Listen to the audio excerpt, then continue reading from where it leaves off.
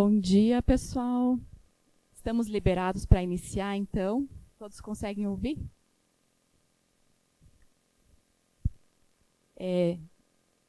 Meu nome é Susan, eu sou do CARPG, eu sou representante do setor de tecnologia, professora do curso de Engenharia de Bioprocessos e Biotecnologia. E nós teremos agora, então, nossa primeira palestra da manhã, cujo tema é Fundo Nacional para Repartição de Benefícios, Balanço e Oportunidades. Lembrando que depois da palestra nós teremos uma sessão de perguntas e vai ser projetado um QR Code aqui, no qual vocês poderão registrar a presença de vocês para receber o certificado. Tá? E para essa palestra, então, eu tenho a honra de apresentar a mestre Ana Luísa Arraes, da Coordenadoria de Repartição de Benefícios do Ministério do Meio Ambiente. Ela possui graduação em Ciências Biológicas pela Universidade Federal de Santa Catarina e mestrado em Recursos Genéticos Vegetais pela Universidade Federal de Santa Catarina. É analista ambiental do Ministério do Meio Ambiente desde 2014. Tem experiência na área de patrimônio genético, nas agendas de acesso e repartição de benefícios e proteção dos conhecimentos tradicionais associados à biodiversidade. Então, Ana Luísa, muito obrigada por ter aceito o nosso convite, né? E a palavra é toda sua.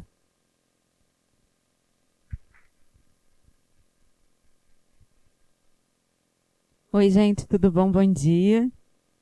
Então, vou falar sobre o Fundo Nacional, né, para a Repartição de Benefícios.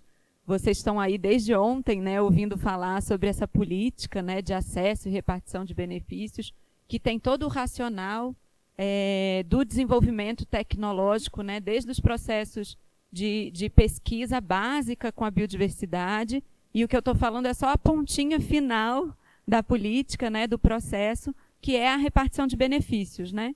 Então, o Fundo Nacional para Repartição de Benefícios é um instrumento que foi criado pelo governo brasileiro, na Lei 13.123. Bom, vamos lá.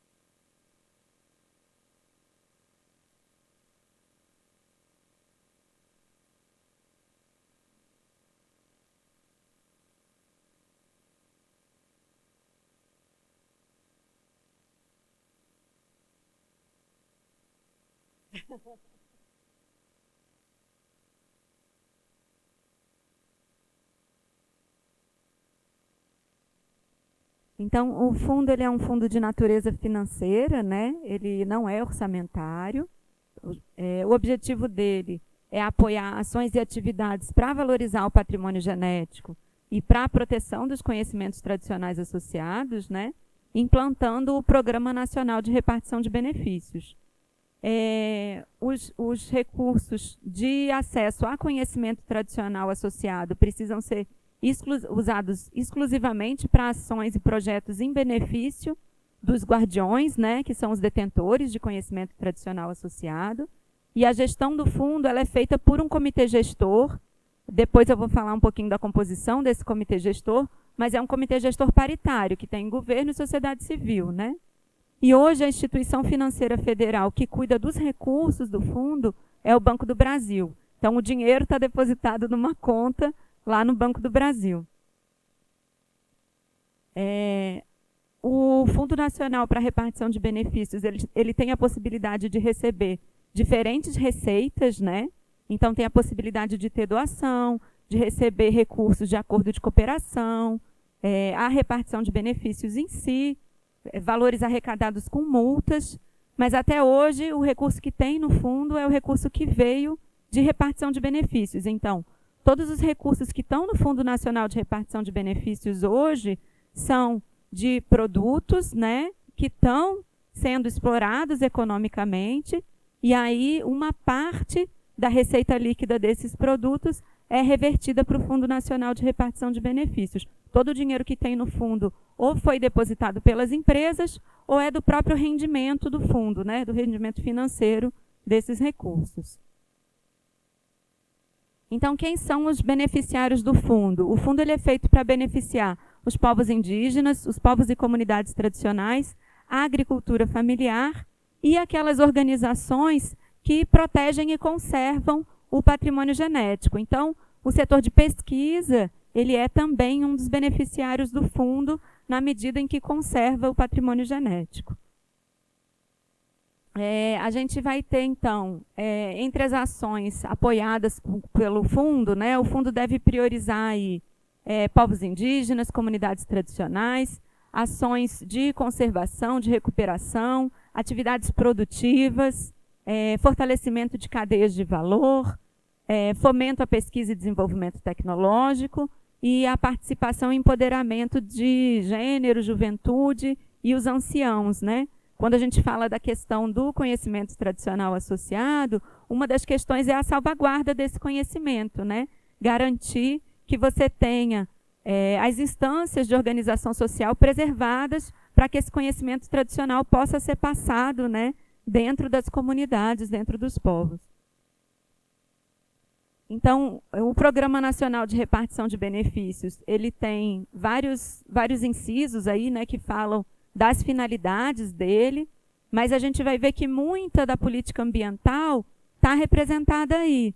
Então, a gente tem a conservação da diversidade biológica, que por si só é gigantesco, né? Tudo que se pode fazer de conservação de diversidade biológica. Tem as questões, por exemplo, de redução das ameaças ao patrimônio genético. Então, se você pensar em desmatamento, né? Mudança de ordenamento territorial, isso vai estar lá nas ameaças ao patrimônio genético, né? Que você pode fazer ações voltadas para isso. Toda a parte de conservação ex situ está aí. Os planos de desenvolvimento sustentável de povos e comunidades tradicionais podem ser apoiados também com recursos do fundo.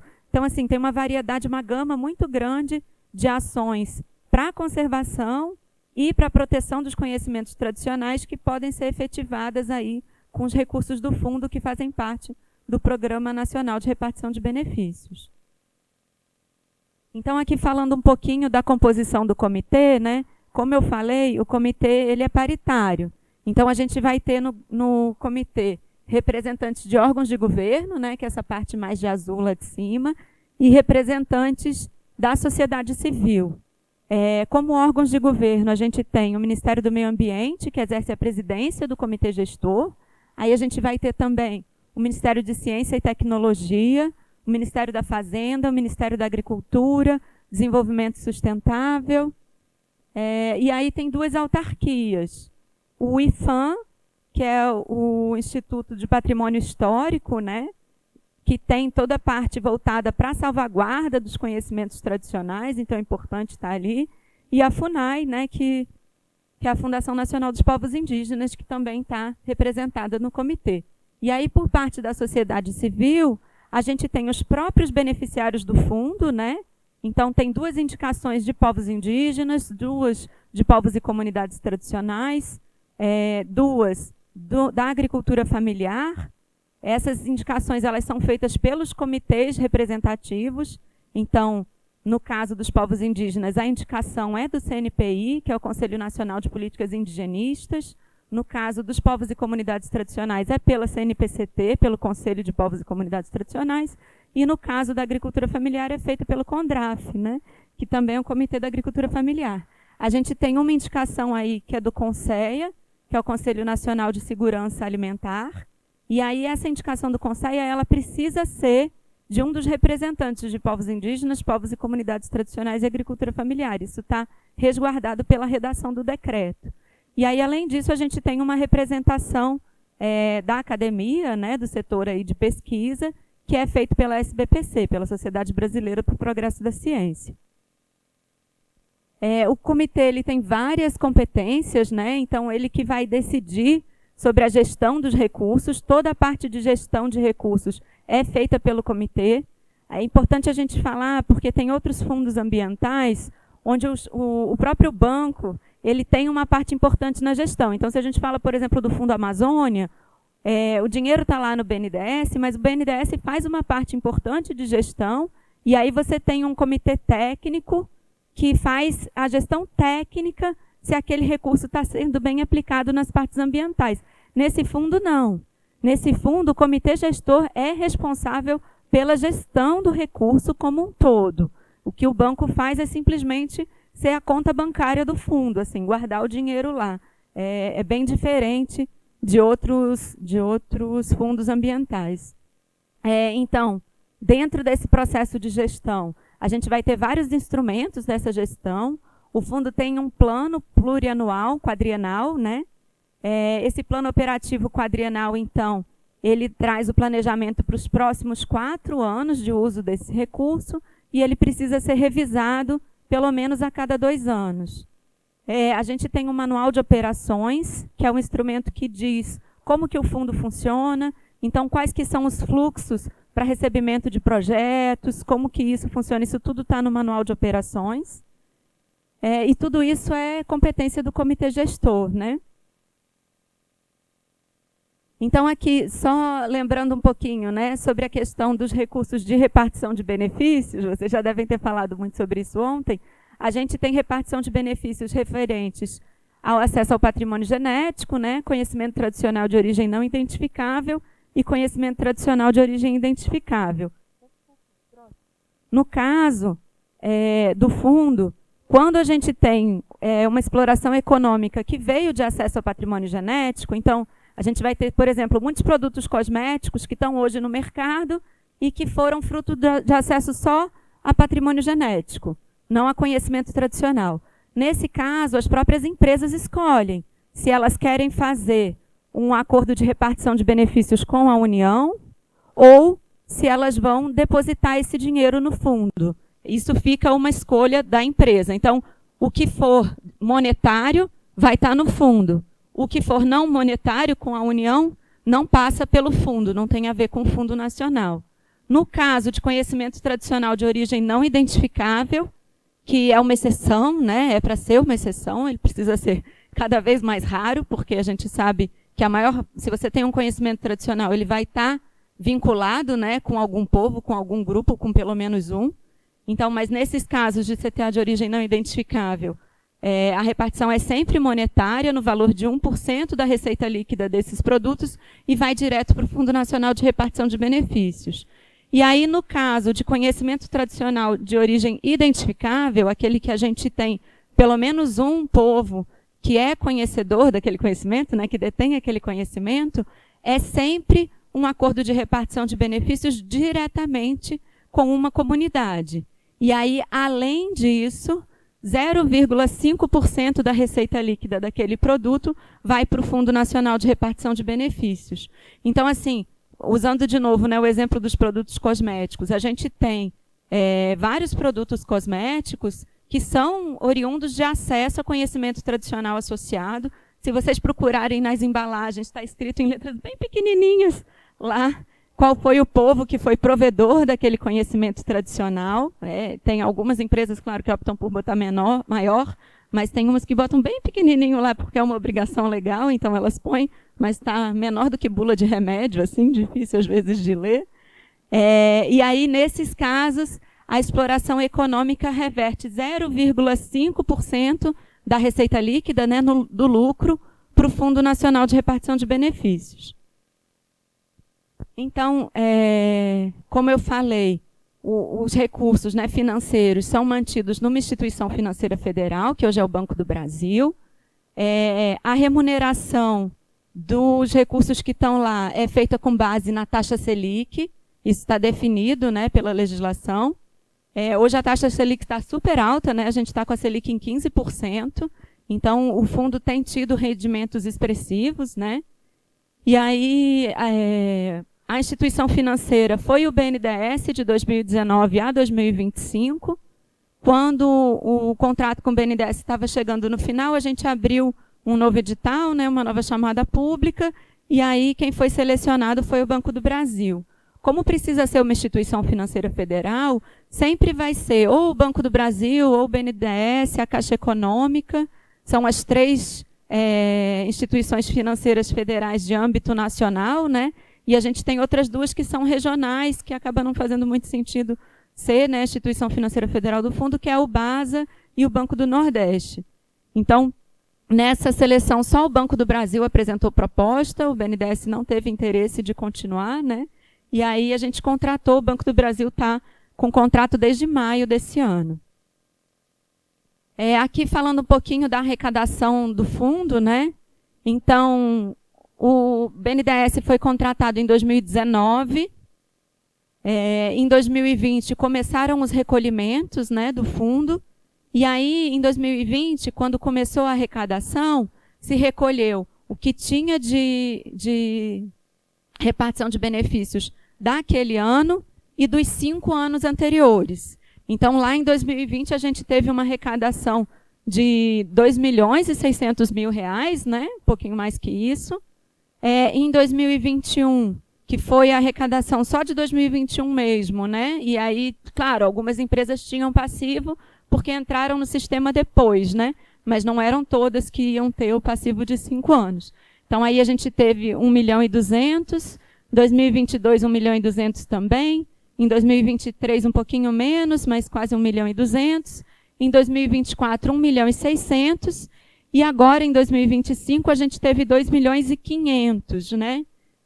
A gente está lendo que esse reflexo desse aumento do ano passado para esse ano é muito fruto também de um acompanhamento mais próximo dessas empresas. Então, das melhorias que estão sendo feitas no CIGEM, da parte de fiscalização do IBAMA, que tem feito ações de fiscalização regulares sobre esse tema. Então, a gente já tem aí um reflexo das melhorias dessa política pública.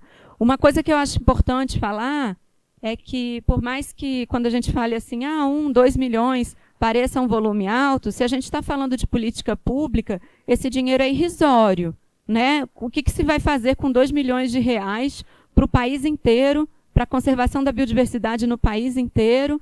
É muito pouco, né? É muito pouco, é irrisório mesmo, assim. Se a gente pensa, por exemplo, no Fundo Nacional de Ciência e Tecnologia, ele tem 17 bilhões. Então, assim, a diferença é muito expressiva, né? Não tem como a gente não falar disso. E se a gente pensar no que tem de produto de mercado hoje, nos lucros que as empresas têm, né, que apoiam sua imagem na biodiversidade, a gente vai ver que a repartição de benefícios provavelmente está sendo aquém do que ela deveria, né? Então, a gente precisa melhorar ainda mais os mecanismos aí de trazer essas empresas para o sistema, né? E de, né, fiscalização, controle, tudo isso. E isso perpassa, como a legislação ela tem uma lógica de que ela vai desde a ciência básica até o comércio, né? É importante que durante toda a cadeia de desenvolvimento a gente tenha o reconhecimento dos acessos tanto ao patrimônio genético quanto ao conhecimento tradicional associado, porque é essa rastreabilidade que vai fazer com que, quando o produto estiver lá no mercado, a gente tenha como lembrar essa empresa que ela precisa repartir benefícios. Porque se a empresa se apoia num desenvolvimento tecnológico que não fez cadastro no CIGEM, que não está ali, a chance da gente conseguir, né, cobrar essa empresa, ela é um pouco menor, porque você tem uma cadeia toda de rastreabilidade aí com dificuldade de gerar essa prova material e tudo, né? Então, por isso que para a gente é importante que os cientistas que estão envolvidos na pesquisa básica estejam dentro do sistema, com tudo regularizadinho, porque isso ajuda para quem explora economicamente também fazer a repartição de benefícios, né? O sistema ele precisa estar num ciclo positivo, virtuoso aí. Então, falando um pouquinho do balanço, né? A partir de 2023, a gente teve a restauração do comitê gestor. Como eu falei lá na composição, que as indicações eram feitas por outros conselhos, lá em 2020, quando a gente teve aquela legislação que extinguiu vários dos conselhos, ficou como sem ter como indicar as pessoas, né?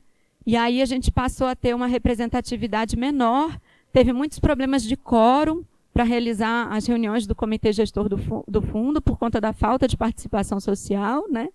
Então, teve muitos instrumentos que a gente não conseguiu desenvolver no período. Em 2023, a gente restabeleceu a composição do comitê gestor, né? E aí a gente teve a possibilidade aí de ter várias decisões em relação ao fundo. Em maio de 23, o CEGEM fez as diretrizes de como deveriam ser utilizados os recursos do fundo, né, que estava previsto isso na legislação. Em 23 também foi aprovado o Manual de Operações do Fundo, que é como o fundo funciona. Em 2023 foi aprovado o Plano Operativo Quadrienal, ele foi atualizado em 2024. Em 2024, a gente teve lançamento do primeiro edital para a repartição de benefícios de fato com as comunidades, que foi o prêmio das organizações guardiães da sociobiodiversidade.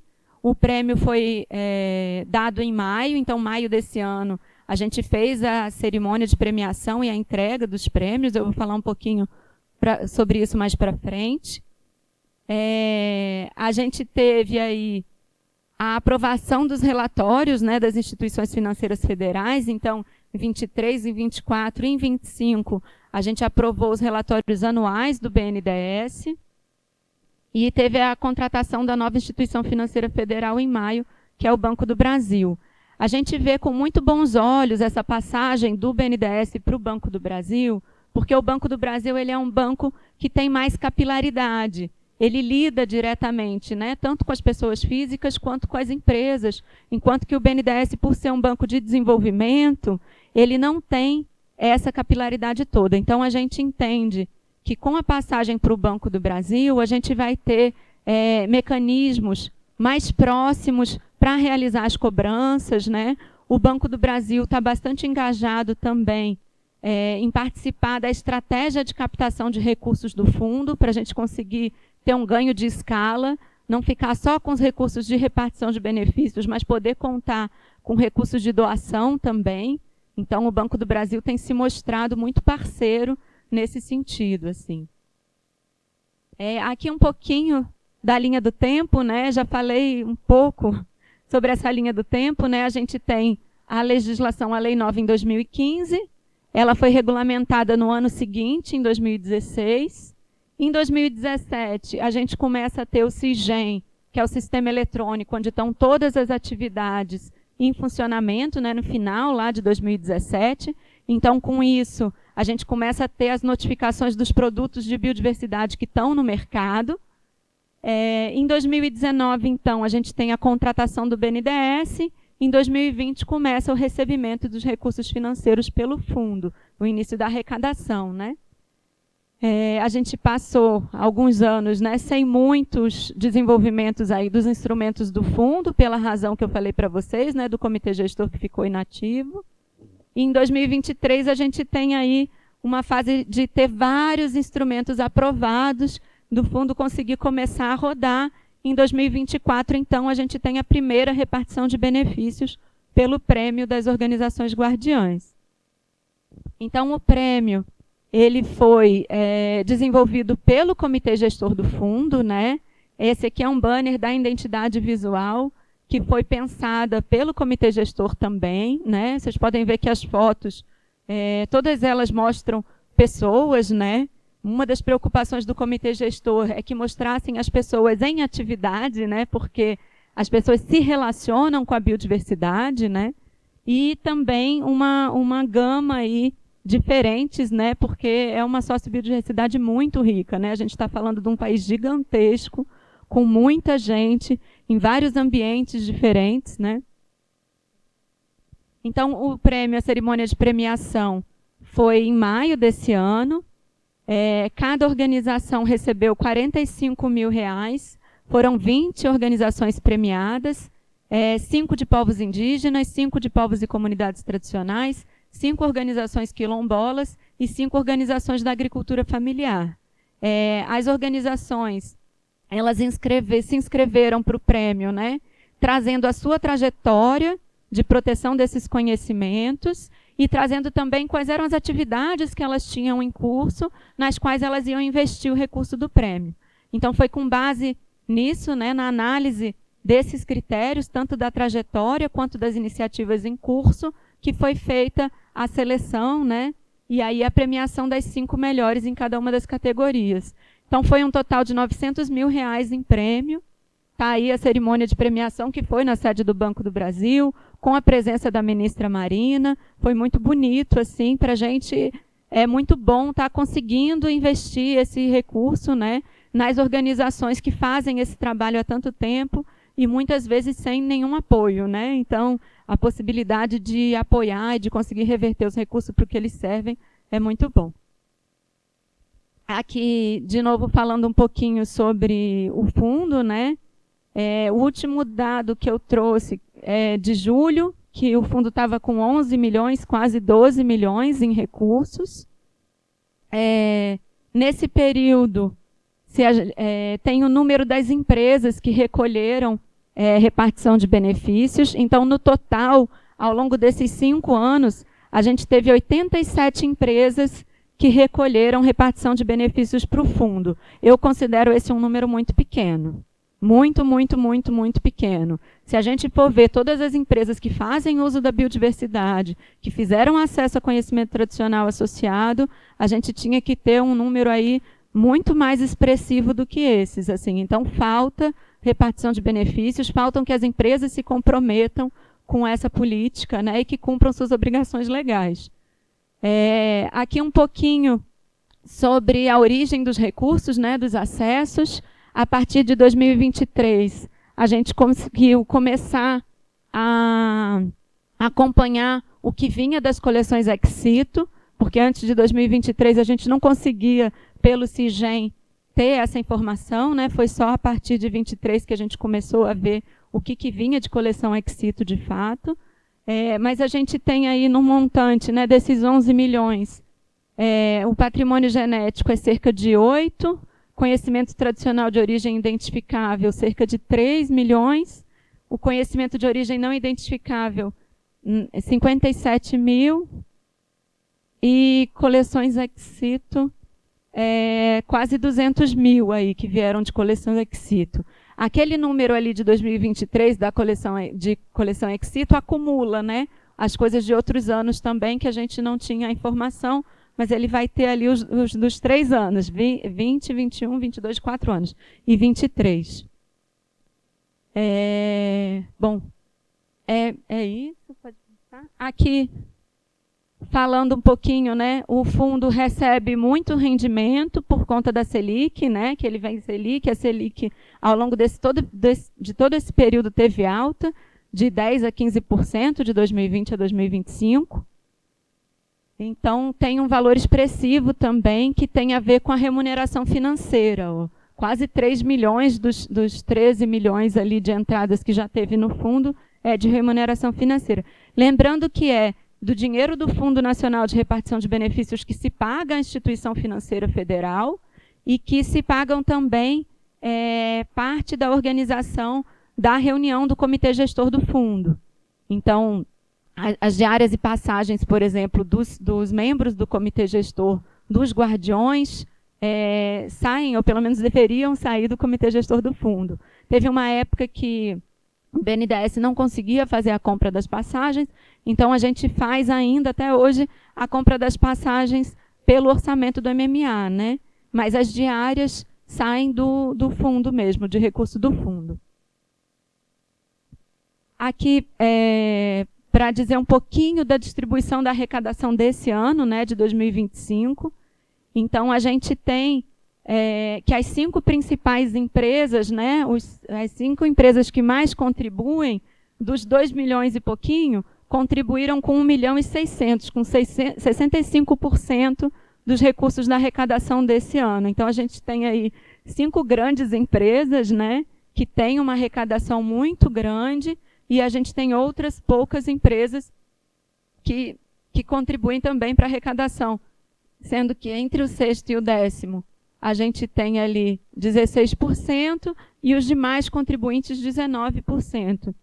Então, isso mostra que as empresas que hoje estão dentro do sistema repartindo benefícios são aquelas que têm a sua imagem vinculada com a conservação da diversidade biológica, com a proteção dos conhecimentos tradicionais associados, e essas repartem benefícios num valor bastante expressivo em comparação com as outras. As empresas, tem outras empresas que também contribuem para o sistema, né, mas numa parcela muito menos expressiva. Aí.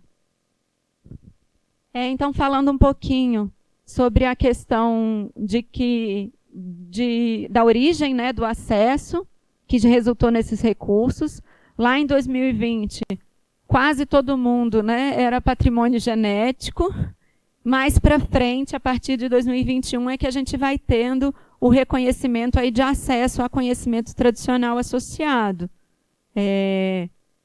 O conhecimento tradicional de origem não identificável, ele é muito pequeno, né, como tem que ser. Como eu falei, ele é uma exceção. Os conhecimentos tradicionais, eles estão sempre associados a algum grupo detentor, né? E a gente tem aí, desde 2023, o que é que vem de coleção ex situ, né? A gente teve em 2024 um aumento de 23 para 24, em 2025 uma diminuiçãozinha, mas tem ali a contribuição das coleções também para esses produtos que estão sendo explorados economicamente e aí para a repartição de benefícios, né? Então, o manual de operações, ele define 3 programas para o fundo, né? O programa de demandas permanentes, o programa de demandas prioritárias e o programa de demandas espontâneas. O plano operativo quadrienal hoje, ele traz ações tanto para as demandas permanentes. O prêmio, por exemplo, ele é uma demanda permanente, o prêmio das organizações guardiãs da sociobiodiversidade. A ideia é que ele aconteça todos os anos. Então, ele é uma demanda permanente, vai ter sempre o prêmio das organizações guardiãs. O programa de demandas prioritárias, então, ele define aquelas demandas que, nesse momento, estão sendo vistas como prioritárias, mas podem não acontecer no futuro vão ser outras, né? Então, vai ter reunião do comitê gestor semana que vem, e uma das coisas que vai ser discutido lá é um edital voltado para as coleções ex situ. Então, tanto as coleções científicas, quanto os herbários populares, os bancos comunitários de semente, vão poder inscrever ações para esse edital, para ter recursos, né, para continuar com as suas atividades. Essa é uma demanda que foi considerada prioritária, né, e por isso vai ser feito. E a gente tem a possibilidade do programa de demandas espontâneas, mas que, por enquanto, o fundo ainda não está recebendo essas demandas espontâneas, que é aquela coisa do fluxo contínuo, né? Todo mundo que quiser e que tiver atividades relacionadas ao que o fundo fomenta no futuro, vai poder mandar os seus projetos, né, suas demandas para o fundo, para o comitê gestor analisar. Mas hoje essa questão das demandas espontâneas ainda não está acontecendo, ainda não está em curso, né? O fundo ainda está se instrumentalizando. Então, como que é o fluxo, né, dos instrumentos de apoio? O comitê gestor define, então, quais vão ser os instrumentos de apoio, né, como vai ser apoiado. Por exemplo, o edital do Prêmio Guardiães. A gente tem a fase de seleção e aprovação das iniciativas, fase de formalização do apoio, execução e acompanhamento, prestação de contas e encerramento. Então, falando, por exemplo, do prêmio, né, que teve a premiação esse ano, hoje a gente está na fase de execução e acompanhamento, né? Cada uma das organizações recebeu R$45 mil, elas estão executando esses recursos, elas têm até 2 anos para executar esses recursos, depois elas têm mais 1 ano para prestar contas para a gente. Tem algumas organizações que já prestaram contas, né? Já fizeram uso do recurso, como era um recurso pequeno, né? Já fizeram uso do recurso, já prestaram contas, mas a maioria ainda está na fase de execução e acompanhamento. Então, isso vai acontecer para todos os instrumentos do fundo, para sempre, assim, né? Esse é o macrofluxo do nosso processo. Então, a gente já tem uma série de melhorias previstas para o fundo, né? Uma delas é o sistema de gestão. O CIGEM, ele acompanha todas as atividades de acesso, de pesquisa, as notificações. A gente vai ter um sistema que acompanha os instrumentos de apoio que estão sendo apoiados pelo fundo. Então, a execução dos projetos em si, né? Esse sistema eletrônico do fundo, ele já está como prioritário dentro do plano diretor de tecnologia da informação do MMA, então ele vai ser desenvolvido nos próximos anos, né? Nos próximos 3 anos aí. Para a próxima edição do edital, a gente já vai propor para o comitê gestor que as inscrições sejam feitas de forma eletrônica pela plataforma GovBR. Essa é uma das possibilidades, né? E isso facilita muito, dá muita agilidade para o processo, traz memória institucional, né? A gente tem visto isso como uma das melhorias aí necessárias. E está sendo previsto também um cadastro, tanto de organizações que possam ser implementadoras das atividades do fundo. Então, a gente vai precisar aí que tenham organizações que possam fazer o monitoramento das atividades na ponta, que possam ajudar no caso da efetivação de alguns dos instrumentos de apoio. Então, tem sido pensado um processo de credenciamento para essas entidades implementadoras, e a gente está prevendo também um cadastro das organizações beneficiárias. Então, que as associações de povos e comunidades tradicionais, que os empreendimentos comunitários possam se cadastrar no fundo para estarem ali dentro do rol de organizações que vai receber, né, as comunicações de divulgação, que podem vir a receber recursos aí do fundo. A gente está pensando nesse cadastro com uma forma de ter uma interoperabilidade entre eles e a plataforma de territórios tradicionais, que é uma plataforma que está albergada no Ministério Público Federal, mas que é dos movimentos sociais, né, de povos e comunidades tradicionais, e que traz as informações de onde estão os territórios dos povos e comunidades tradicionais do país todo, né? Então, a gente está pensando uma interface aí, está gerando um acordo de cooperação técnica para poder esses sistemas conversarem. Então, falando então das próximas repartições de benefícios previstas, a gente tem aí uma segunda edição do prêmio prevista para ser lançada ainda esse ano, para a premiação acontecer no início do ano que vem. Nessa edição, a gente vai aumentar tanto o valor para cada organização, que antes era 45 mil, vai aumentar para 50. No total, vão ser 2,5 milhões em prêmios. E aí, isso vai beneficiar 13 povos indígenas, 12 povos quilombolas, 13 povos e comunidades tradicionais e 12 organizações da agricultura familiar. E a gente tem também a previsão do prêmio de conservação ex situ. Esse prêmio está sendo discutido, né? Ele vai ser discutido na reunião do comitê gestor semana que vem, mas a proposta é que sejam contempladas 5 iniciativas, cada uma no valor de R$100 mil, totalizando aí 2,5 milhões, pensando tanto nos prêmios quanto no processo, né, de acompanhamento e monitoramento da implementação disso. Então, os beneficiários para esse são os bancos de semente, os herbários populares, as coleções científicas, os museus e jardins botânicos. Então, aqui, entre as oportunidades de outras receitas aí, a gente tem a possibilidade do recebimento dos recursos das multas voltados para essa política, né, de acesso e repartição de benefícios. Teve um parecer da AGU, do ministro da AGU, no finalzinho do ano passado, em que o Fundo Nacional de Repartição de Benefícios foi reconhecido como um fundo especial ambiental. E isso faria com que a gente pudesse receber alguns recursos de multa que hoje vão para o FAT, para o Fundo de Amparo, que hoje vão para o Fundo de Direitos Difusos, para o FDD, que é o Fundo de Direitos Difusos. Esse Fundo de Direitos Difusos é um fundo que recebe muitos recursos, né, de multas e de taxes, mas que ele tem pouca expertise na área ambiental. Então, toda vez que os direitos difusos tinham a ver com a área ambiental, tem uma dificuldade de implementação das ações. E aí, por conta disso, né, está se procurando outros mecanismos para esses recursos. E aí, esses fundos ambientais especiais, que não é só o Fundo Nacional para Repartição de Benefícios, mas é também o Fundo Clima, né, o Fundo Nacional de Mudança do Clima, eles vão passar a poder receber esses recursos aí de termos de ajuste de conduta, de acordos judiciais em relação aos danos coletivos, né, que estão os danos ambientais também. E outra possibilidade são as doações e contribuições feitas por usuários para o Programa Nacional de Repartição de Benefícios. Uma das críticas muito grandes que os guardiões têm à legislação brasileira de acesso e repartição de benefícios é que a legislação traz muitas isenções, né?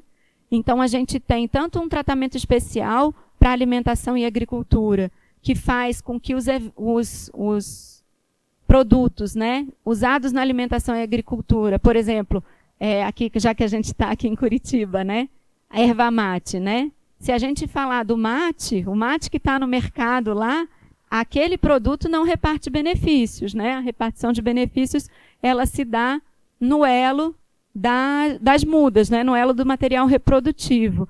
Então, isso faz com que o valor de repartição de benefícios seja menor, né? Se a gente tivesse o produto final lá repartindo benefícios, a agregação de valor no produto final é maior do que na cadeia de mudas aí dessas espécies. Então, parte da nossa estratégia de captação para o fundo é a gente poder conversar com essas empresas que foram beneficiadas porque são isentas na legislação, mas que usam a biodiversidade brasileira, que tem sua imagem baseada nisso, para ver com elas se elas não fazem, né, uma doação voluntária para o fundo, que com isso a gente tem aí um aumento da repartição de benefícios. Então, essa é uma das propostas. Obrigada. Eu já estou acabando.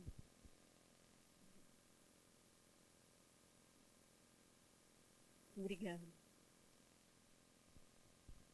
Então, a gente tem também gerado um pouco do que a gente considera, né, os valores e a imagem para o Fundo Nacional de Repartição de Benefícios. Então, a gente enxerga o fundo como uma ferramenta de justiça socioambiental, né? Ele tem toda essa possibilidade, a partir do momento que o fundo funciona de forma pertinente, com transparência, com segurança, ele pode ser, sim, um mecanismo de justiça ambiental para que aqueles que lucram com a biodiversidade brasileira possam repartir os benefícios com aqueles que conservam a biodiversidade brasileira. Então, ele é um instrumento que busca o fortalecimento dos modos de vida tradicionais e a promoção da sociobiodiversidade, né, conectando aí as obrigações legais e os usuários, né, da biodiversidade para que isso aconteça. E ele tem um modelo de governança onde, como são os próprios beneficiários que estão no comitê gestor decidindo sobre os recursos, isso traz para a gente bastante legitimidade, né, em relação a como deve ser essa repartição de benefícios, e ele tem bastante segurança jurídica, né? Como ele está albergado, vinculado ao Ministério do Meio Ambiente. Isso dá uma importância no sentido de ter transparência, né? Da gente ter aí os princípios da administração pública regendo também o fundo, né? E uma das coisas também que tem pautado muito o trabalho do comitê gestor é que esse precisa ser um fundo que ele chegue na ponta de fato. Porque muitas vezes a gente tem fundos que, como tem recursos orçamentários, estão numa estrutura pública, que só tem órgãos de governo na sua composição. Quando a gente vai ver as organizações mesmo, de fato, da base, locais, pequenas, elas não conseguem acessar esses recursos. Quais são as organizações hoje que conseguem acessar recursos que são transferidos pelo Transfere.gov, pela Siconv, pelos mecanismos governamentais, né? São poucas. Então, esse fundo ele busca ter uma flexibilidade maior justamente para poder chegar aonde importa. Por isso que, por enquanto, a gente tem trabalhado, por exemplo, com a opção do prêmio, né? Porque é um mecanismo de edital onde a gente consegue chegar nos pequenos, onde a gente consegue chegar na ponta. E aí, esses critérios, né, claros, transparência, controle social, faz com que a gente consiga fazer isso de forma adequada.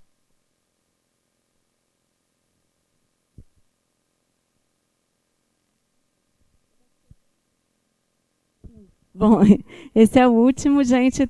Estou aqui disponível para conversar aí ao longo do dia, para responder perguntas. Agradeço o espaço.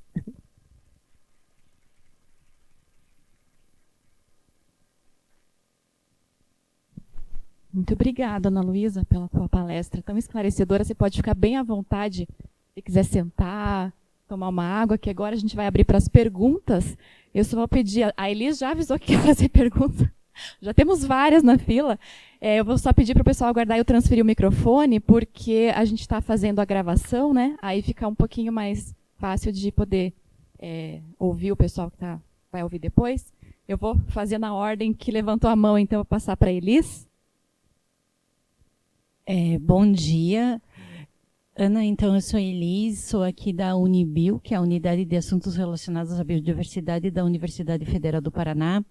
E eu vou confessar que no decreto e na lei, a parte que eu passei o olho e não li foi sobre o Fundo de Repartição de Benefícios. Então, quando a gente pensou o evento, eu falei, provavelmente várias pessoas fazem isso igual eu, né? E isso está intrínseco, né, a toda a lei, e ele é necessário. A parte central é essa repartição de benefícios, principalmente em relação ao conhecimento tradicional associado.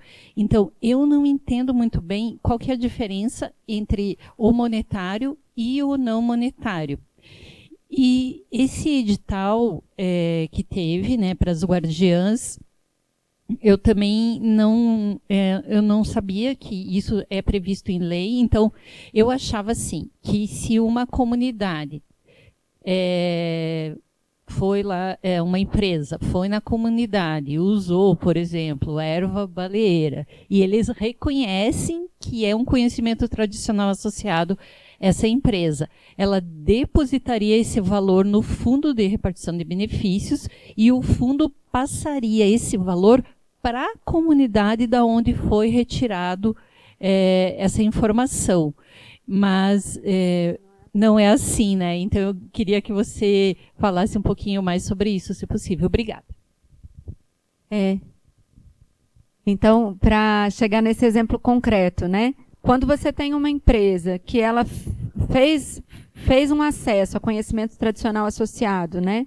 E aí, com base nesse acesso, ela desenvolveu um produto, e esse produto entra em exploração econômica, para esse produto começar a ser vendido, entrar em exploração econômica, essa empresa precisa ter um acordo de repartição de benefícios com aquela comunidade detentora desse conhecimento e que permitiu a pesquisa, que consentiu que a pesquisa ou desenvolvimento tecnológico fosse feito.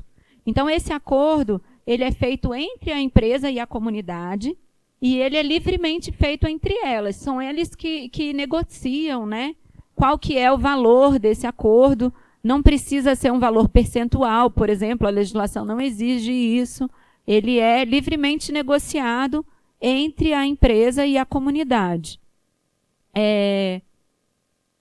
Uma vez que esse produto está em mercado, além desse valor que a empresa negociou com a comunidade, que pode ser monetário ou não monetário, né? Pode ser por meio de projetos.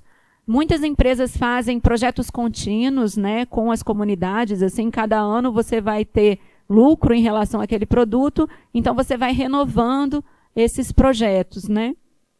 Além disso, desse acordo entre a empresa e a comunidade, parte do lucro com aquele produto precisa ser revertido para o Fundo Nacional de Repartição de Benefícios, na lógica da legislação de que tem outros detentores daquele conhecimento.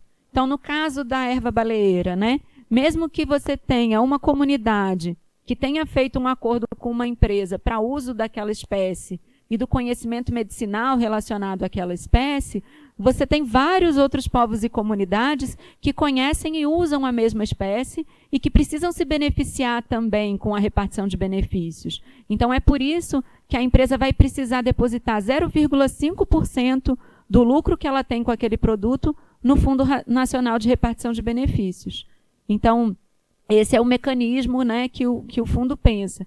E aí, na forma como o Comitê Gestor tem trabalhado hoje e que está na legislação, não há necessidade, né, de você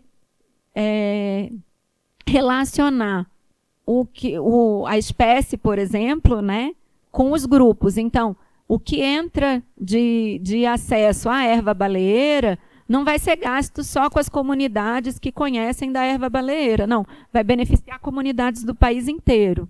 Então, o fundo, ele hoje não tem um instrumento de vínculo assim direto, né? O Comitê Gestor não tem pensado e trabalhado nisso, até porque também está no início da repartição de benefícios pelo fundo, né? Talvez mais para frente, dependendo, faça sentido fazer uma correlação mais direta, mas hoje não é assim que funciona.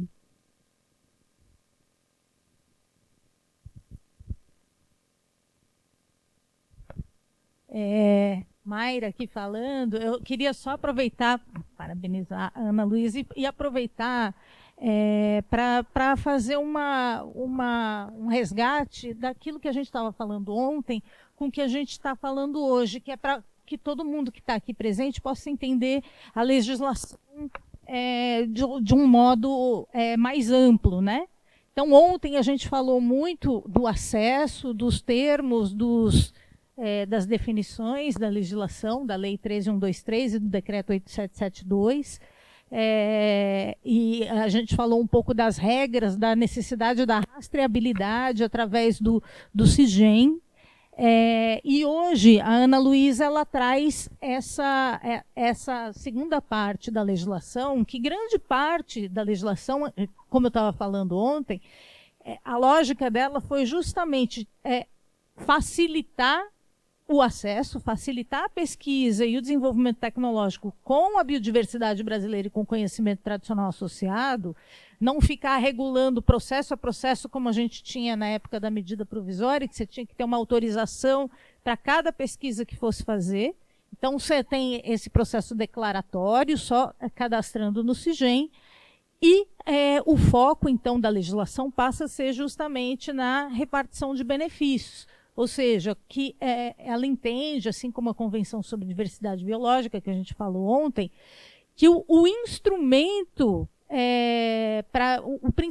um dos principais instrumentos para conservação e investir em conservação e uso sustentável da biodiversidade venha da repartição de benefícios do próprio uso dos recursos genéticos e dos conhecimentos tradicionais associados. Essa é a lógica toda. A gente, falando assim, ontem, Ana, acho que a gente pontuou alguns problemas da legislação, a gente sabe que tem disputas políticas em relação a isso, então, infelizmente, como vocês veem, a repartição de benefícios, no final, ela acaba sendo uma parte bastante ínfima e você tem muitos casos de isenção, então ela ainda tem sido muito aquém do que deveria ser.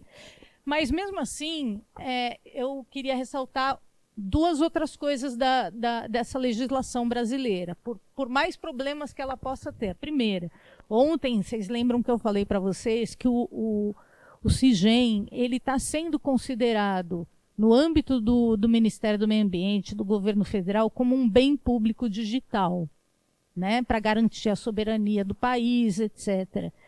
O Fundo Nacional para a Repartição de Benefícios é um outro instrumento que é lançado nessa lei, totalmente inovador, como a Ana disse, ele é um fundo financeiro, que ele não portanto, ele não sofre contingenciamento como os fundos orçamentários. Ele é um fundo regido por um órgão de governança, um comitê gestor, altamente participativo e paritário. Então, a gente não tem isso em lugar nenhum do mundo. É um modelo de exportação isso, inclusive para a gente pensar depois no Fundo Cali, que foi instituído, por exemplo, para fazer a repartição de benefícios a partir do uso das sequências genéticas digitais, né?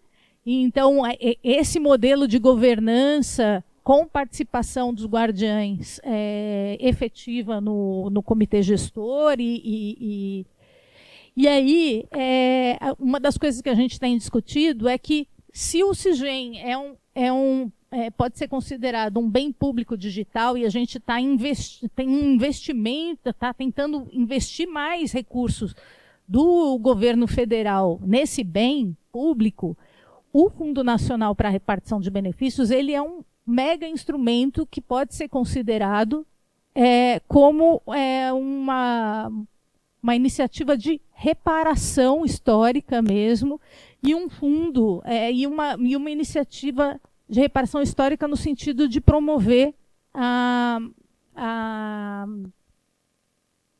A justiça, como a Ana Luísa mencionou, tem um slide dela, um dos últimos, a justiça socioambiental, e inclusive a justiça climática. Então, não só da biodiversidade, mas unindo as convenções sobre clima e biodiversidade. Então, eu acho que esses são os dois pontos fortes da nossa legislação. A lógica dela é essa, e essa estrutura de governança e estrutura de funcionamento desse fundo, por menos recursos que tenha, por mais que os recursos sejam muito filtrados antes de entrar no fundo de repartição de benefícios, a gente tem possibilidade de dar visibilidade para o fundo e arrecadar outros dinheiros como forma de repartição de benefícios e promover essa justiça climática, ambiental, e socioambiental e etc. Então, a gente queria mostrar para vocês um pouco da lógica desses instrumentos. Só aproveitando o comentário da Mayra, uma das coisas que eu acho que é importante a gente falar é que hoje tudo que está de repartição de benefícios no fundo é fruto do comércio interno no Brasil. Então, o que está ali dentro é dos produtos que foram comercializados no Brasil. A gente tem a possibilidade, né, com o módulo estrangeiro do Singen, que deve ser lançado ainda esse ano, de alcançar também as empresas que usam a biodiversidade brasileira, mas tem um mercado consumidor em outras partes do mundo, né? E isso faz um ganho de escala para o Fundo Nacional de Repartição de Benefícios muito grande. Então, a gente espera que, a partir do ano que vem, a gente tenha esse ganho também para o fundo, né, de estar recebendo das empresas que estão fora do Brasil, usando a biodiversidade brasileira e que vendem seus produtos em euro, em dólar, né, que tem aí um valor agregado ainda maior nos produtos oriundos da biodiversidade brasileira. E, além disso, como a Mayra falou, tem a questão do Fundo CALI, que está sendo discutida, que o Fundo Nacional de Repartição de Benefícios pode ser uma das formas de implementação desses recursos para o Brasil. A gente tem a discussão também do TFFF, né, que é o Fundo de Florestas Tropicais, que o Brasil está propondo na COP do Clima, e que também pode, talvez, repassar recursos para outros fundos ambientais brasileiros, como o Fundo Nacional de Repartição de Benefícios. Então, assim, a gente tem uma série de iniciativas aí de outros fundos, né, e de outros processos globais de justiça ambiental que podem reverter recursos para esse fundo. Bom dia, Juliana Antônia, da Coordenação Nacional Caiçara. A gente, em uma das oficinas da EPAMB, né, a gente, as guardiãs e guardiões, a gente colocou como demanda o aumento progressivo dessa taxa de repartição, porque 1% é irrisório e, com as ausências, a gente vê que o orçamento também é irrisório, né, frente todo o lucro que o conhecimento tradicional associado gera para essas empresas. E aí eu gostaria, né, que você falasse sobre esse diálogo, assim, se tem essa possibilidade de uma medida provisória, eu não sei, né, da gente ter isso, né, na legislação, prever isso, porque é uma demanda, né, que vem das guardiães. E um outro ponto, agora em agosto, a gente esteve no Seminário Nacional do Plano Nacional de Desenvolvimento da Bioeconomia. E aí, né, a gente, enquanto guardiã, fomos contribuir com a construção desse plano e dessa política, né?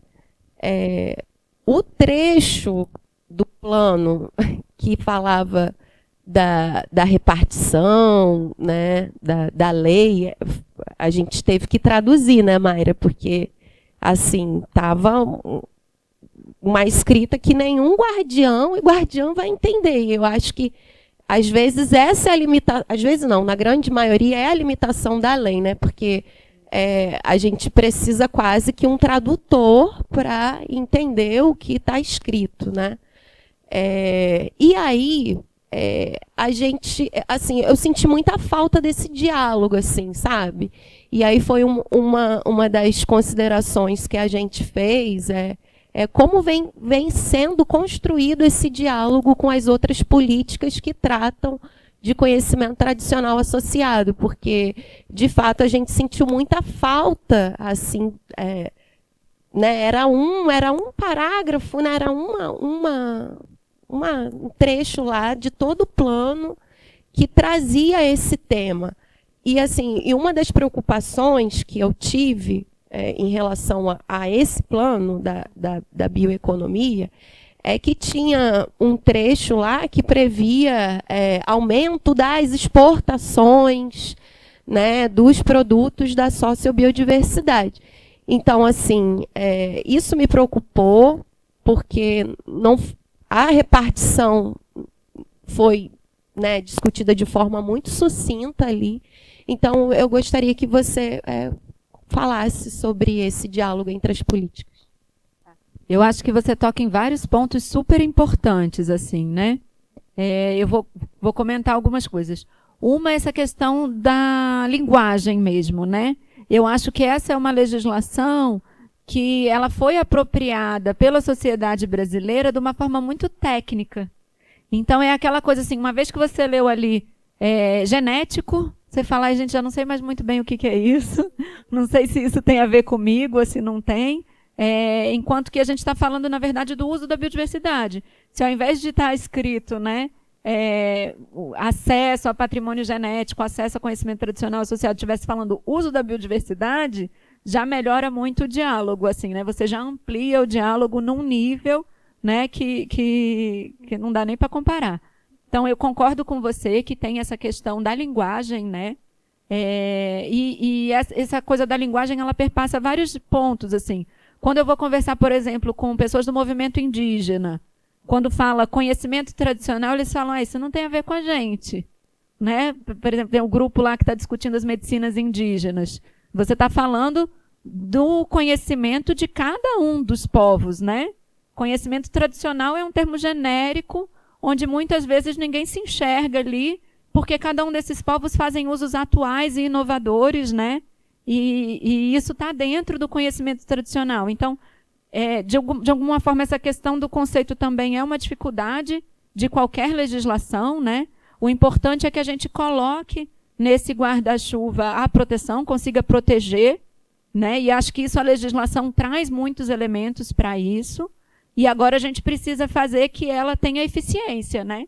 Que, de fato, você tenha recolhimento e que, de fato, isso se reverta na transformação dos territórios, né? E aí, quanto a isso, é que eu enxergo que é um passo muito de formiguinha, uma coisa de cada vez, assim. Uma das coisas que o Ministério do Meio Ambiente tem feito em relação à questão, por exemplo, das plantas medicinais, a gente tem um projeto nesse assunto, e aí isso fez com que a gente começasse a discutir com vários setores, né? Tanto com os pesquisadores, quanto com as empresas que fazem uso dos ativos, dos óleos, dos insumos e tal, a importância e a legalidade de se reconhecer que, olha, se eu estou usando uma planta brasileira, se essa planta é utilizada como uma planta medicinal há muitos anos, a probabilidade de eu estar falando de acesso a conhecimento tradicional é altíssima. Então, isso precisa ser reconhecido, porque tinha um hábito muito grande, né? Tem ainda, dos pesquisadores e das empresas reconhecerem que estão acessando o patrimônio genético, mas não reconhecer a finalidade de uso medicinal como um conhecimento tradicional associado. Então, a gente tem feito diversas conversas com outros setores de governo, por exemplo, o pessoal do formulário da Farmacopeia, o pessoal da Anvisa, do Ministério da Saúde, que tem entendido, pouco a pouco, a importância do reconhecimento do conhecimento tradicional associado e fazendo ajustes técnicos para que isso aconteça de fato. A gente tem vários pesquisadores que têm mudado também sua postura e que têm reconhecido nas suas pesquisas que fazem acesso a conhecimento tradicional associado, mesmo que eles nunca tenham conversado com uma comunidade tradicional. Mesmo que nunca tenha ido num território, se eu estou utilizando uma planta que que é para essa finalidade na minha pesquisa e que é usada pela mesma finalidade, isso é sim acesso a conhecimento tradicional associado. Mas é isso, muitas vezes esses avanços, eles são num passo mais lento, né, do que a gente gostaria. E isso também em relação à questão da quantidade da repartição de benefícios, né? A opção dos percentuais de 1% e 0,5% foi uma opção do legislador, né, da sociedade brasileira, na época que a lei foi aprovada, e a gente sabe a dificuldade que a gente tem de mudar uma lei nesse país, e que muitas vezes essas mudanças de legislação elas se dão em função de quem está com o poder econômico naquele momento, né? Então, mesmo que a gente passe por uma mudança legislativa nesse sentido, acho difícil que ela seja para aumentar a repartição de benefícios. Infelizmente, né, no contexto que a gente tem, é possível até que isso passe para diminuir, né? É claro que tem a possibilidade de medida provisória, como você falou. A gente tem países que optam por diferentes estratégias. Então, por exemplo, na Costa Rica, o percentual definido para a repartição de benefícios é de 50%. Mas se você for ver o que tem de dados da biodiversidade da Costa Rica acessada, é muito mais baixo do que no Brasil.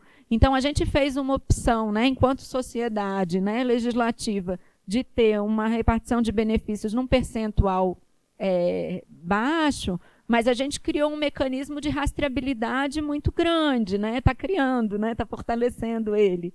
Então, a possibilidade da gente ter mais repartição de benefícios ao longo do tempo aumenta. E aí, uma das coisas que é importante é que quando você tem um reconhecimento do acesso ao conhecimento tradicional, o percentual não é 1%.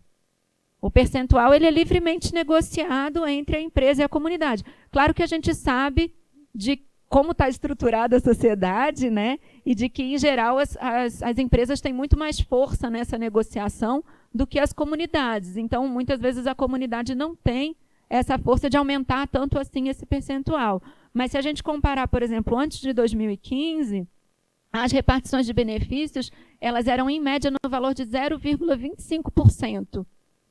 Da receita líquida, dos produtos que era recebido na venda daquele produto. Então, de 0,25% para 1% já aumentou um tanto, né? E aí essa coisa, né, de se você vai ter um aumento percentual progressivo, eu acho que faz muito sentido que tenha, né? Agora, como efetivar isso com os instrumentos que a gente tem de legislação e com o contexto que a gente tem na sociedade brasileira, é complexo mesmo, assim, mas eu acho que essa ideia de vocês é muito boa, assim, né? Vocês têm uma parceira nesse sentido, mas eu acho que essa é uma briga de muitos e muitos anos, e a gente tem muito trabalho de formiguinha para fazer, para preencher isso, para conseguir chegar nesse aumento progressivo. Você falou um pouco da legislação, como vocês dialogam, né? Mas não exatamente desse plano da Sociobio. Como que está isso?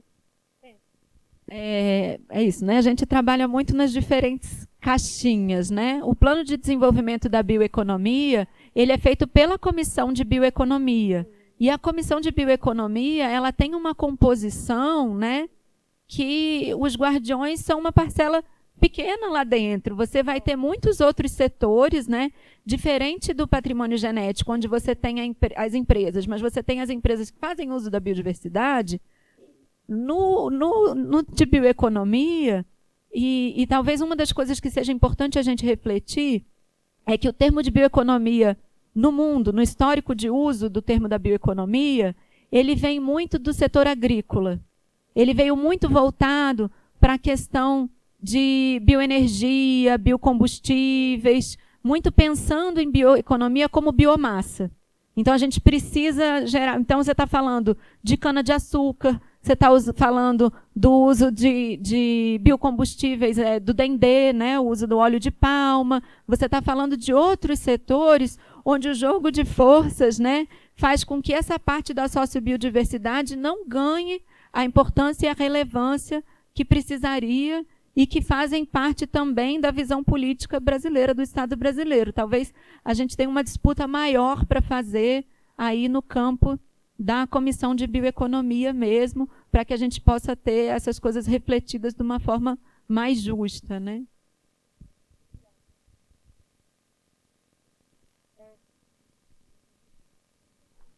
Bom dia, meu nome é Luciane Marinoni, eu sou professora aqui da Universidade Federal do Paraná e tenho, né, há tempo trabalhado junto com a Câmara Setorial da Academia e especificamente, né, fora da Câmara Setorial da Academia com coleções biológicas. Então, é bom a gente ver, né, porque isso é uma das coisas que eu acho que a lei traz de bom, porque eu ando já, né, eu já estou mais na minha carreira no estado mais avançado, a gente aprende, ou você se desanima completamente, ou você começa a tentar ver as partes que são boas do processo, né? Porque a gente sabe que a lei trouxe um monte de problema, principalmente para pesquisa, né? Que nós estamos tentando resolver, a questão da associação dos estrangeiros, dos pesquisadores internacionais. Nós estamos aí desde 2017 tentando resolver a questão. E, né, passando por governos diferentes, então a gente tem visões diferentes, né, em questão de ideologia, ou sei lá o quê, que no fim daí acaba, né, a sociedade acaba entrando no prejuízo, porque é um prejuízo, né? Quer dizer, a gente está com 10 anos de lei e coisas que nós poderíamos ter resolvido em 2 anos, ou deveríamos, não poderíamos, mas deveríamos ter resolvido em 2 anos, a gente está se arrastando a 10 para resolver, né?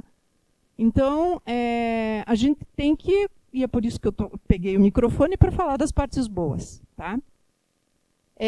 Uma das coisas que eu acho que nós temos que entender, os pesquisadores, e que eu tento convencer muitas vezes os meus colegas, é de que quando se faz o registro no CIGEM, você está não só promovendo ou exercendo um dever que você tem, mas é um direito teu também. Por quê? Porque a partir do momento que você faz o registro, você adquire um direito sobre aquele conhecimento, né? Você registra que você está trabalhando com a pesquisa com aquela espécie. E a partir do momento, ou quando, em algum momento, se por acaso aquela espécie for utilizada e vier a ter benefícios financeiros ou não, você vai ter direito a exigir a tua parte nesse processo. É óbvio que é uma coisa meio, assim, como que eu vou dizer? Não é uma coisa que para a gente parece real, né? Isso. Mas a gente, em tudo, né? E aí que eu quero também falar para a Juliana, nós estamos no início do processo. Quer dizer, se em 10 anos a gente não conseguiu resolver um problema que foi da Associação dos Estrangeiros, né? E que era uma coisa, na realidade, tangível, essas questões que são culturais, a gente vai demorar muito mais tempo para resolver. Então, a gente está num processo do próprio reconhecimento do conhecimento tradicional associado e da importância das comunidades nesse processo. Então, eu acho que só para dizer que a gente está no início do processo e que eu fico muito feliz, inclusive, quando vejo, né, que as coleções vão ter agora um prêmio para as coleções. Por quê? Porque isso, há 20 anos, era impensável. As coleções não eram reconhecidas de forma alguma. Então, a gente percebe que, mesmo em passos lentos, as coisas estão mudando, né? E eu acho que a gente precisa, tanto é que, se você for ver ali, tem pouquíssimo recurso advindo de coleções biológicas, e a gente sabe que a maioria das empresas vai às coleções biológicas para pegar material para trabalho, né? Principalmente as microbiológicas. Biotecnologia, a base são as coleções microbiológicas. Então, você vê ali que realmente não tem nada em comparação ao que é utilizado no Brasil, mas é um começo, né? Então, eu acho, e eu queria falar para vocês, né, para você, para a Mayra, que estão lá mais no dia a dia do processo, que esses prêmios, mais do que o valor, né, mais do que o valor que vocês vão dar, porque 100 mil para uma coleção, como 45 mil para um projeto, né, de socioambiental é pouquíssimo, é o reconhecimento, né? Eu acho que é mostrar, olha, as coleções e as guardiãs, né, estão fazendo, os guardiões, né, estão fazendo o seu trabalho e eles têm que ser reconhecidos por isso. Porque se não for esse trabalho deles, nada vai para frente. Então, eu acho que mais do que o recurso, nessas alturas do campeonato, né, a gente tem que ver essa questão do direito, que nós, como pesquisadores, podemos obter, né, e da visibilidade, a mesma coisa com relação ao conhecimento tradicional associado. A gente está no começo. São 10 anos que nós estamos reconhecendo e trabalhando isso. Então, eu acho que, para começo, está bom, entendeu? Eu acho que para começo está bom. Eu não esperava, e isso é uma das coisas que a gente também, né, começa a ficar meio cético, ou cética, né, que é a questão de que o recurso vai se manter para as coleções, né? Então, quando a Mayra falou para mim, tem recurso para as coleções e tal, a minha preocupação foi, temos que gastar já, porque daqui a pouco esse dinheiro some, né? Mas não é assim? Sim. Então, é nesse sentido que eu fico satisfeita de saber que o dinheiro está lá, né? Mesmo que seja pouco, ele está sendo, né, recuperado e vai ficar lá rendendo, né, 15%, não sei o que você falou, né, que eu achei altíssima. É Selic, né? Então hoje a Selic está em 15%, mas dizem que ela vai baixar. Mas assim, então é só para dizer, né, que eu fico feliz e agradeço, né, inclusive por lembrarem das coleções biológicas, né, nesse processo, e que a gente vai continuar lutando pelo reconhecimento e por tentar resolver esses problemas dentro da Câmara Setorial, né? Que não é fácil, né? Não é, eu acho que eu queria falar nesse sentido que a gente leva muita crítica, né? Mas se nós não estivéssemos fazendo esse trabalho, a coisa estaria bem mais complicada. Porque a lei não é feita por nós, né? Que entendemos do dia a dia da pesquisa. Deveria ter sido, mas não foi. Então agora você tem que remendar, né? E remendar não indo contra a lei é muito difícil. E mudar a lei, a primeira coisa que nós pensamos foi em acabar com a lei e começar outra do zero. Imagina pepino que ia ser isso. Não. É pedir para piorar a situação. Então, é tentar lidar com o que a gente tem agora, né? Não tem jeito. Obrigada. Obrigada, Luciane. Só comentando, então, algumas coisas que você trouxe, né?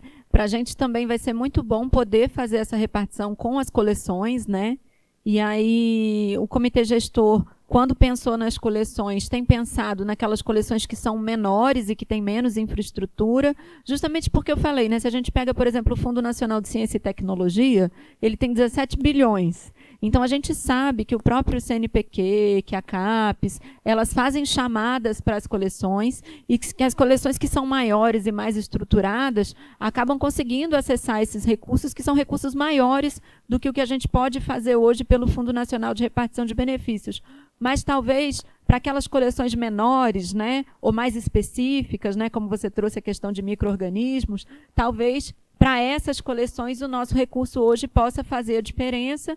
E aí estão incluídos não só as coleções científicas, mas como os bancos de sementes, as coleções ex situ on farm, né? A gente tem aí outras coleções também, e a gente pode pensar também nesses diálogos, né, entre a ciência e o que as organizações de base fazem nos territórios, né? Eu acho que essa também é uma promoção importante e que a gente não tem muito espaço no que vem sendo feito de fomento, né, para essas coleções. E aí, uma das coisas que eu fiquei lembrando enquanto você falava, porque a gente fica pensando nessa questão dos tempos, né? 10 anos em termos de política pública é de fato muito pouco, não é nada, né? E uma vez um agricultor me falou assim, olha, o tempo vai passar de qualquer jeito.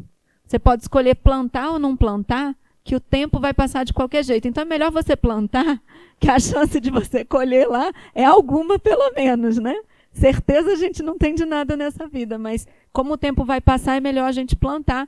E é o que a gente tem feito, né? Tem tentado plantar aí as sementes das coisas que a gente acredita que são boas para vingar.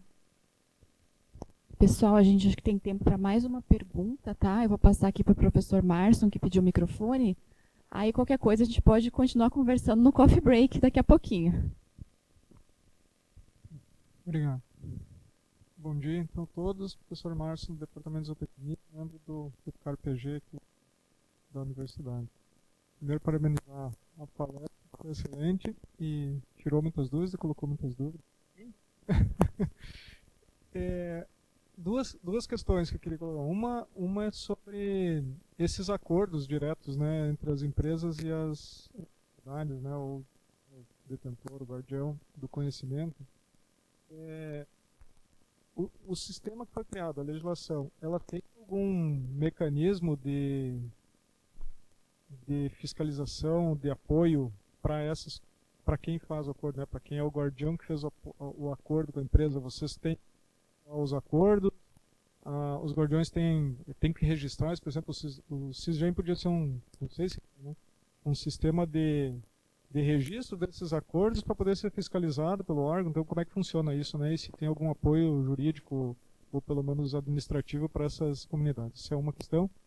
E depois a outra é sobre as coleções, ou, né, eu não sei, eu vou contar, né, eu sou coordenador de um projeto que inclui o resgate e a manutenção de um banco de animais vivos, né, de um rebanho de uma raça crioula aqui na universidade. E ele foi criado, na verdade, muito antes dessa lei, né, desde 1985 que ele existe. Mas a questão é que, assim como esse, né, tem vários outros que eu conheço, e existem coleções. Coleções é muito diferente disso, né? Assim, a situação é muito diferente, né? Então existem hortos, por exemplo, que é um pouquinho mais parecido, mas mesmo assim é muito diferente de manter um rebanho animal, né? E como que funciona isso para o que vocês estão fazendo? E no nosso caso, a gente tem um agravante que é o assunto que eu vou falar depois, que neste momento, embora diga, né, que raças crioulas fazem parte da lei, as raças crioulas não estão sendo atendidas pela lei. Então, para o acesso do ponto de vista de ter, não do ponto de vista da lei, mas para a gente conseguir acessar os recursos que podem existir para isso vindos do fundo, vai ter algum problema para a gente concorrer a isso? E como é que vai ficar? Então são essas duas coisas. Obrigado.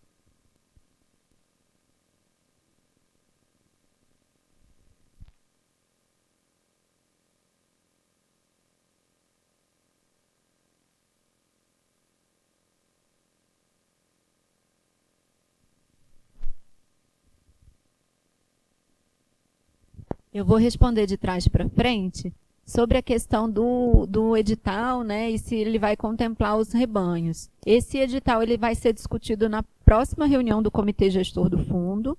Da forma como está a minuta de redação, eu acho que não teria problema, né? Ainda que a gente ainda não tenha a lista de variedades e raças, o edital ele foi pensado também para as variedades e raças, né? Então, a princípio não teria problema, mas eu precisaria ler de novo o edital para ver, porque essa questão de rebanhos ela é muito específica, né? E, de fato, quando a gente fala de uso da biodiversidade brasileira, a gente acaba pensando mais nas plantas, né, que são mais acessadas, e aí eu não tenho bem certeza se essa questão das raças crioulas e dos rebanhos está resguardado ali, né? Mas a gente pode dar uma olhada, o edital ainda é uma minuta, né? Então, a princípio, tem essa possibilidade aí a depender de como sair o edital final. Sobre a questão dos acordos de repartição de benefícios feitos diretamente com as comunidades, a legislação ela estabelece as cláusulas, né? Então, tem pelo menos os temas, né, das cláusulas pré-determinadas para esse contrato.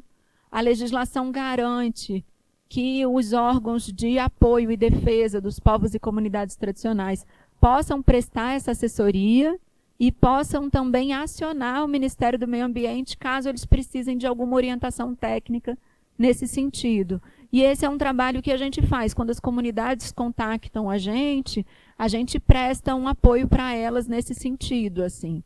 Acaba que, mesmo com o nosso apoio, né, a comunidade ela é livre para ela optar, né, por aquela negociação. Então, muitas vezes a gente vê que tem uma assimetria mesmo no acordo que está sendo proposto, mas a organização, a associação que pediu o apoio técnico opta por fazer o acordo mesmo dessa forma. Então, isso às vezes acontece, né? Mas eles têm sim essa prerrogativa, isso tem acontecido. Quanto à fiscalização, quem faz a fiscalização é o IBAMA, né? O IBAMA é responsável pela fiscalização desses acordos, e o IBAMA tem feito forças-tarefas e atividades em relação a isso. Eles fizeram, acho que já concluíram ou estão concluindo, um processo de acompanhamento dos CURBs, que eram os contratos de uso e repartição de benefícios da época da medida provisória, então o que aconteceu antes de 2015. E aí uma das coisas que eles perceberam nesse processo é que muitas vezes você tem processos bem estabelecidos entre as empresas e as comunidades, né, de repartição de benefícios, de projetos, e isso é acompanhado ao longo do tempo, mas que muitas vezes as associações e as comunidades elas não chegam num nível de acompanhar os valores, entendeu? Quanto que isso representa do lucro daquele produto revertido em repartição. Essa proporcionalidade, né, nos processos que o IBAMA avaliou, se viu que se perdia no processo. Esse grau de informação não chegava nesse nível. Então, a gente tem uma necessidade contínua, né, de aumento nos mecanismos de transparência e acompanhamento desses projetos e desses acordos. O CIGEM, ele pede o upload, né, do acordo de repartição de benefícios.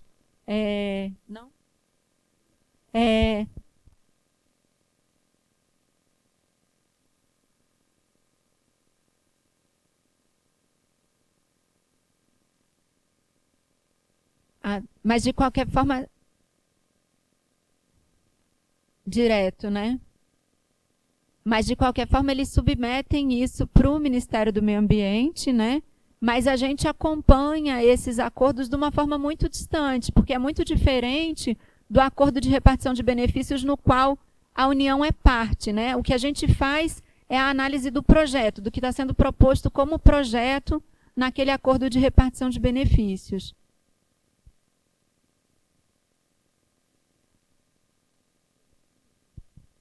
Você tem um mecanismo bem complicado, né? Como ontem eu mostrei uma tabela e hoje a Ana mostrou a tabela. Então, a repartição de benefícios ela é diferente se for acesso a PG, patrimônio genético, se for acesso a CTA, ou de origem identificável ou não identificável. E a gente tem dois instrumentos que a gente chama de ARB, que são acordos de repartição de benefício. O acordo de repartição de benefício negociado diretamente com a comunidade provedora do conhecimento tradicional associado de origem identificável, que é o ARB com o provedor, e a gente tem o acordo de repartição de benefício que é feito quando é só patrimônio genético, que é o ARB com a União, né? O ARB com a União são acordos que são submetidos ao Ministério do Meio Ambiente e para avaliação, porque é o Ministério do Meio Ambiente, ao final, quem assina. Mas os acordos de repartição de benefício com as comunidades, eles não têm obrigatoriedade de ser encaminhado ao Ministério do Meio Ambiente. Isso é uma... eu, pelo menos, nunca vi. Que eu saiba, ele é uma coisa que eles argumentaram, é uma livre negociação entre as partes. Então, ele pode ser, a pedido dos guardiães, o que a gente conseguiu botar na lei é que a pedido dos guardiães, eles podem pedir orientação do Estado para fazer esses acordos, a orientação, apoio da FUNAI e do próprio Ministério do Meio Ambiente. Em algumas vezes eles nos consultam, mas não tem obrigatoriedade de mandar.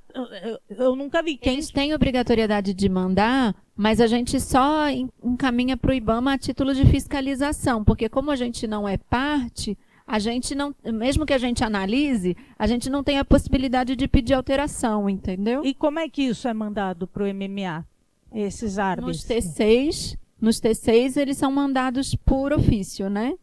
E aí eu acreditava que no CIGEM tinha uma parte de upload lá. Mas isso daí é na parte dos CURBs, porque mais uma outra complicação do que era devido anteriormente, que está no TC, porque o que está no daqui para frente não está. É no da legislação para frente. Então, a outra complicação que a gente tem na lei é que ela estabeleceu um mecanismo de transição entre a época da medida provisória e a nova lei. Então, as instituições que já tinham produtos, antes, na época da medida provisória, em vez de fazer o ARB, elas faziam o CURB. E o CURB, como a medida provisória, tudo tinha que ter autorização do poder público, do órgão colegiado do poder público, que era o CEGEM.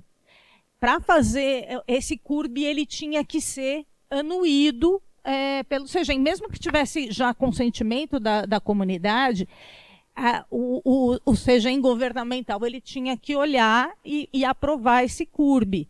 Nesse processo de transição, muitos desses CURBs, e aí que foi feito esse instrumento que é o termo de compromisso, que é justamente um documento assinado pelas instituições usuárias, que tem um modelo de termo de compromisso para aquelas que já tinham produto oriundo de acesso a CTA. E aí sim, elas podiam transformar esse CURB no formato já do novo ARB, né?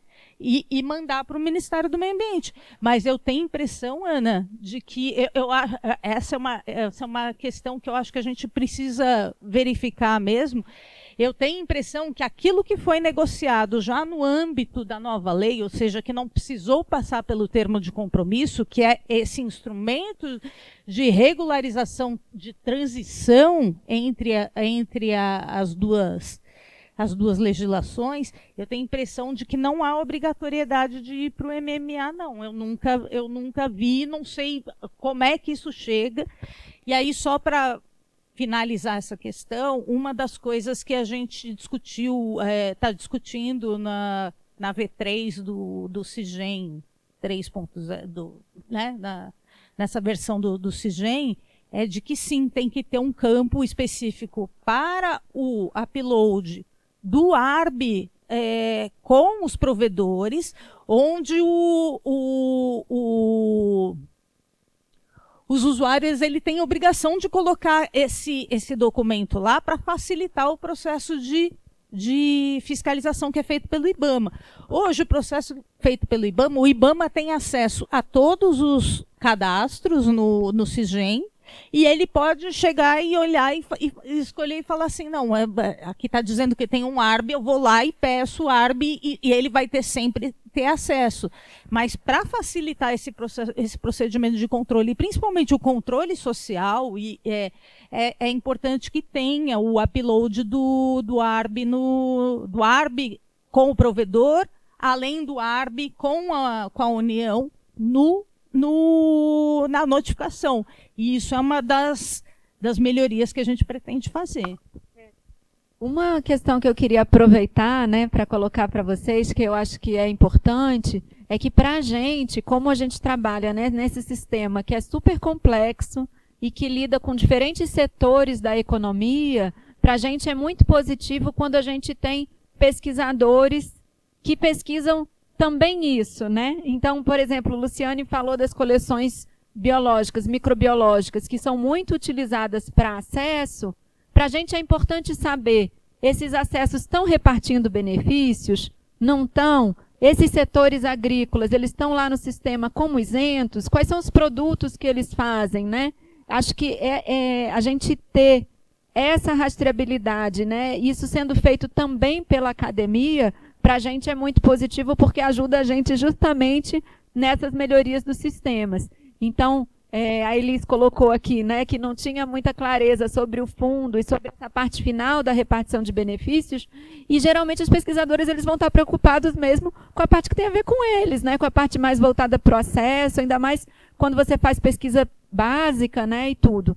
Então, para a gente, se vocês puderem pensar, né, nos grupos de pesquisa, em pesquisas que tenham a ver com essa rastreabilidade e com entender o processo até o final, para saber se a repartição de benefícios está sendo feita, isso ajuda a gente a melhorar o sistema e fazer justiça social. Então, faço esse pedido para vocês pensarem nisso com carinho.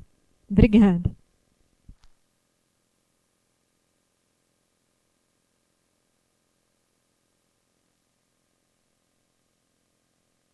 Muito obrigada, Ana Luísa, e todos que participaram, né, foram contribuições muito valiosas. A gente atrasou uns 15 minutinhos, mas com certeza valeu a pena.